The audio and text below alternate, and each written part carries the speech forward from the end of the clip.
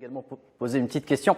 Alors, certaines parties plutôt pessimistes, pour ne pas dire des oiseaux de mauvais augure, justement, disent que peut-être que la Banque d'Algérie est allée très vite dans une politique offensive. Ne pensez-vous pas que justement ces mêmes voix auraient reproché à la Banque d'Algérie de ne pas avoir été offensive dans le cas où elle ne l'aurait pas été ? Oui, tout à fait. Mais de toute manière, j'allais vous dire, aucune politique monétaire n'est consensuelle. Donc, quoi que vous fassiez, vous aurez toujours des détracteurs qui viendront critiquer votre politique. Mais après, quand on s'attache aux faits, il faut rester factuel et pragmatique. C'est qu'aujourd'hui, la politique monétaire et la gouvernance monétaire de la Banque d'Algérie est la bonne mesure. Et le rapport de Fitch, d'ailleurs, est très positif. Oui. Il salue cette politique. Et Fitch, je tiens à rappeler que c'est une agence qui n'a pas la réputation d'être un cabinet facile. Fitch n'a pas ses locaux situés à côté de ceux de la Banque d'Algérie. Tout à fait, exactement. J'allais vous dire, justement, c'est l'une des agences les plus rigoureuses, les plus exigeantes qui existent sur le marché. Et c'est pour ça que si Fitch est amené à saluer la politique de la Banque d'Algérie, c'est qu'elle reconnaît quelque part les bien-fondés de ces outils et de ce plan d'action. Donc c'est pour ça que j'allais vous dire non, au contraire, il faut poursuivre de cette manière-là. Maintenant, ça va être le rythme des différentes actions qui seront menées. Il faut absolument veiller à ne pas apprécier la monnaie de manière rapide,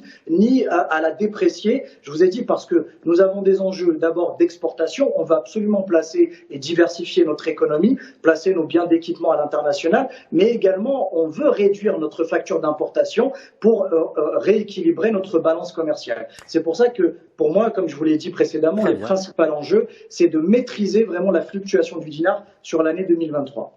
Très bien. Abdrahman Hadef, justement, la croissance du dinar ou l'appréciation du dinar est boostée par les prix du pétrole et du gaz, naturellement, depuis l'année dernière. C'est pourquoi elle doit impérativement s'accompagner à la fois d'une relance économique plutôt sérieuse et d'une relance de la consommation nécessaire à la confiance des opérateurs économiques. Cela a été dit tantôt, notamment celle des investisseurs. Qu'en pensez-vous ?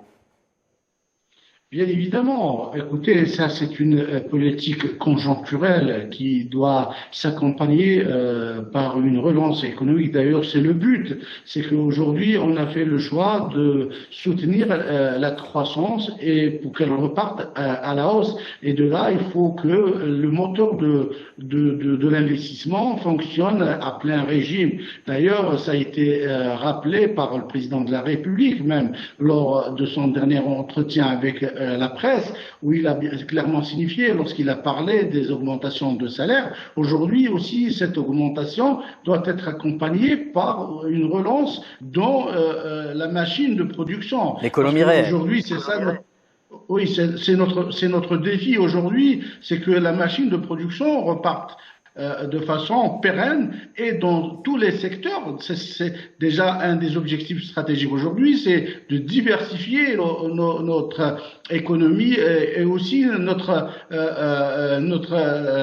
marché à l'international. Oui. Et je pense que cette politique monétaire doit aussi s'accompagner par un effort sur le terrain, surtout en termes d'accompagnement de l'investissement après l'entrée en vigueur du nouveau code d'investissement. Cet effort doit être en permanence envers les futurs investisseurs et surtout travailler aujourd'hui sur l'attractivité de notre économie pour les IDE. Il faut que tous les éléments maintenant convergent dans le même sens pour que déjà le moteur, comme je l'ai dit, de l'investissement reparte, mais aussi en profiter aussi du moteur de la consommation qui est aujourd'hui aussi soutenu à travers le pouvoir d'achat, à travers les différentes mesures envers les salariés, envers les retraités, et aussi aujourd'hui notre système bancaire aussi doit jouer le jeu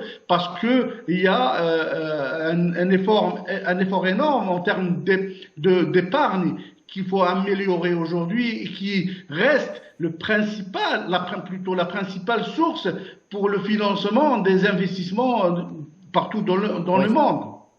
Très bien, Abdrahman Hadef. Nazim Sini, justement, Abdrahman Hadef vient de conclure sur les dernières mesures, justement en faveur du soutien du pouvoir d'achat prises par l'exécutif algérien. Fitch trouve justement que ces dernières mesures du gouvernement algérien en faveur du soutien du pouvoir d'achat sont pertinentes et s'inscrivent dans cette logique d'un point de vue global. Qu'en pensez-vous ? Non, mais c'est une très bonne chose. Et puis, je vous ai dit, encore une fois, je l'ai rappelé à chaque fois que je suis passé dans vos émissions, c'est que aujourd'hui, vous avez les deux principaux moteurs d'une croissance économique, mais pas qu'en Algérie, c'est un peu partout dans le monde, c'est l'investissement et la consommation. Là, les décisions qui ont été prises relancent la consommation parce qu'on a aussi, il faut le rappeler, un marché intérieur qui est extrêmement dynamique. Vous avez 45 millions d'habitants, 58 wilayas, vous avez aussi un tissu productif qui est extrêmement intéressant, des biens d'équipement, vous avez aussi l'émergence, quoi qu'en pensent certaines personnes, l'émergence d'une classe moyenne qui aujourd'hui est à même de consommer des biens d'équipement, des biens de grande consommation. Et la relance en fait, c'est une relance keynésienne, c'est-à-dire par la demande. Cette relance keynésienne par la demande va venir redonner des points de PIB à l'Algérie et surtout remplir les carnets de commandes des entreprises. Donc c'est pour ça que c'est extrêmement pertinent. Et encore une fois, Fitch n'est pas dans la complaisance, elle est juste reconnaissante des efforts qui sont faits en matière de réforme de l'Algérie. C'est-à-dire, là, il y a une réforme au niveau du moins, il y a une politique qui est audacieuse en matière monétaire, en matière commerciale, en matière fiscale. Et puis, on attend d'autres chantiers qui vont être ouverts pour la prochaine année, que sont la réforme du système bancaire, aussi la réindustrialisation du pays, mais aussi la réforme de notre politique d'innovation et de recherche et développement qui, pour moi, est un point sacré sur lequel on doit absolument travailler.